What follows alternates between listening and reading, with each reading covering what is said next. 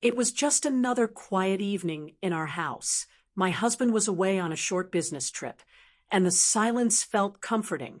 I stepped out of the shower, wrapped in a soft robe, and walked into the living room, hoping to catch a moment of peace with a cup of tea. The TV was off, but the soft blue glow of a laptop screen lit up the dim room. Ryan, my stepson, was sitting cross-legged on the couch, completely absorbed in whatever he was watching. He didn't notice me at first, and when he did, he flinched slightly and quickly closed the screen. His eyes darted to mine with a mix of surprise and guilt. I raised an eyebrow, half amused. "What are you watching?" I asked lightly, without suspicion. He stammered, "Just a video, nothing really." I didn't push further. It wasn't my habit to invade his privacy, but something about his expression stayed with me. It wasn't fear or embarrassment. It was more layered, a kind of emotional vulnerability. Ryan had always been respectful and quiet. We weren't particularly close, but we were never cold either. He was 20 now, more of a man than a boy. Over the years, I had watched him grow into someone thoughtful and observant.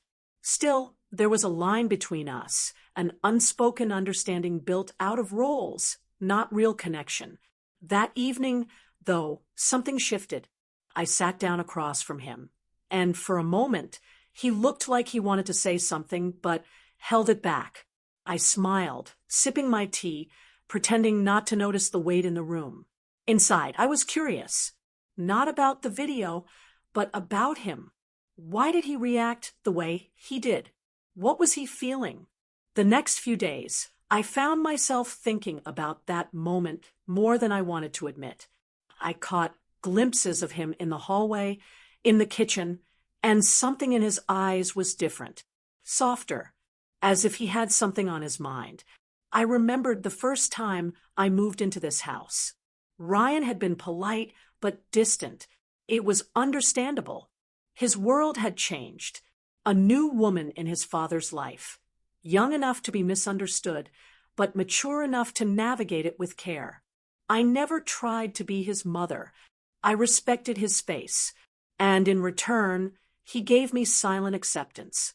But now, sitting with my thoughts, I wondered if somewhere between the silences and glances, we had built something delicate, a quiet familiarity that neither of us had fully acknowledged. Maybe it was just a moment. Maybe it was nothing. But the way he looked at me when I caught him with that laptop, it wasn't just surprise. It was something else, something tender, almost afraid to exist. That night, I lay in bed listening to the faint hum of the refrigerator downstairs and the occasional creak of the old house settling. I closed my eyes, and instead of my husband's voice or our usual routines, all I could think about was the way Ryan looked at me, with eyes that held a question I wasn't ready to answer.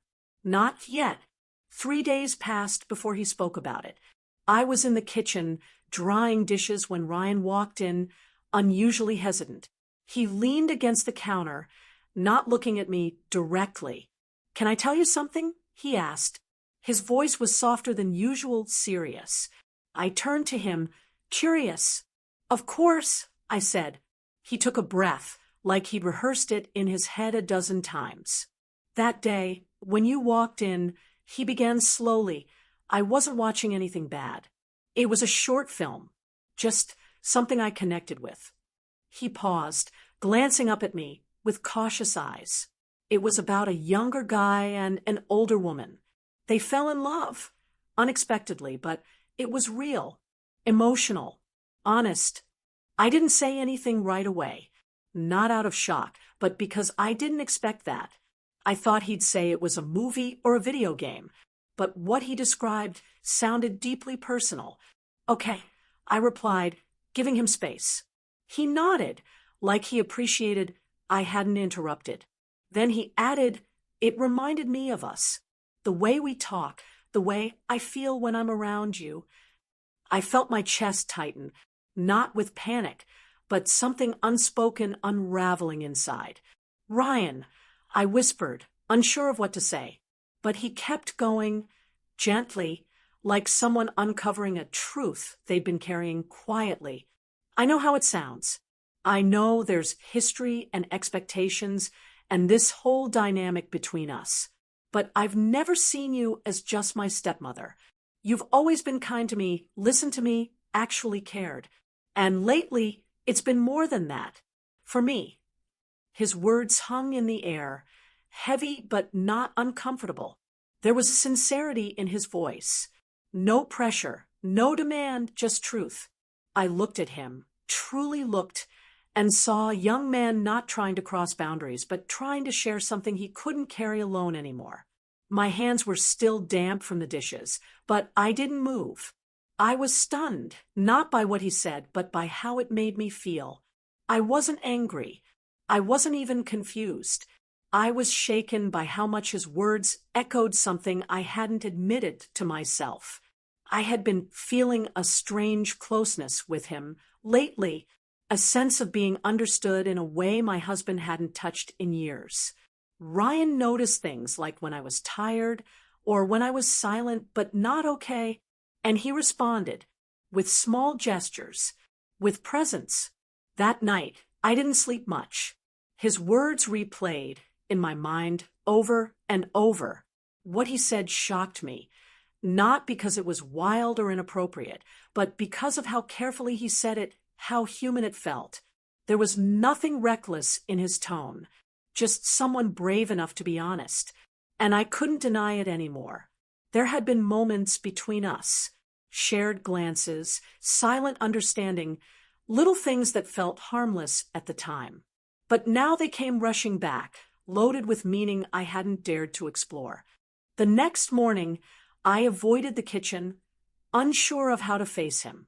I wasn't angry, just overwhelmed by the honesty he'd laid bare. I needed space to think.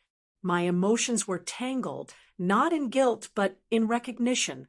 I had grown used to quiet admiration from Ryan, but now I saw it for what it really was, a feeling that had been building, patiently waiting to be acknowledged. Later in the day, I found myself alone on the porch, watching the sky dim into a golden haze. Ryan came out quietly, sat nearby, but said nothing. It was the kind of silence that didn't demand anything. It simply existed. After a while, I spoke. What you said yesterday, it surprised me. Not because it was wrong, but because it was real. He looked at me, eyes steady. I continued. We've always had this gentle connection. I just never imagined it would surface like this. He didn't interrupt, just listened. Then he said, I didn't expect you to feel the same. I only needed you to know. His voice wasn't hopeful, just sincere. That moved me more than anything. I thought about my own life, how routine had dulled the edges of who I was. Marriage had become comfortable, but predictable. My husband was a good man, but somewhere along the years, we stopped noticing each other in the way that mattered. Ryan, on the other hand, noticed everything. He had this quiet attentiveness, this way of seeing me beyond the surface. It wasn't about age or circumstance. It was about presence, attention, understanding. What do you want from me? I asked, not accusing, just honest. Ryan paused before answering, his tone steady. Nothing you're not willing to give. I don't expect anything. I just needed to be real with you. That answer sat with me. No pressure, no push, just an offering, a truth. I began to see everything differently. Our conversations weren't just casual. They were layered with warmth I had overlooked. His jokes, the way he noticed when I wore something new, how he offered help without being asked. It all meant more than I allowed myself to see. That night, I made dinner for both of us. The atmosphere wasn't awkward. It was gentle, familiar. Something had shifted between us, but it wasn't chaos. It was clarity. We talked like usual, laughed even, but everything felt more present, more alive. I realized I wasn't just reacting to Ryan's confession. I was discovering a part of myself I buried, a woman who longed to be seen, cherished, and understood, not out of obligation, but out of genuine affection. With Ryan, it didn't feel forced. It felt natural. It felt calm. As we cleared the table together, he looked at me with quiet respect, not expectation. That's what made it all so disarming. This wasn't a fantasy. It wasn't impulsive. It was real, complicated, and careful. And somewhere deep inside, I knew I had already stepped across the invisible line. Not with regret, but with quiet courage.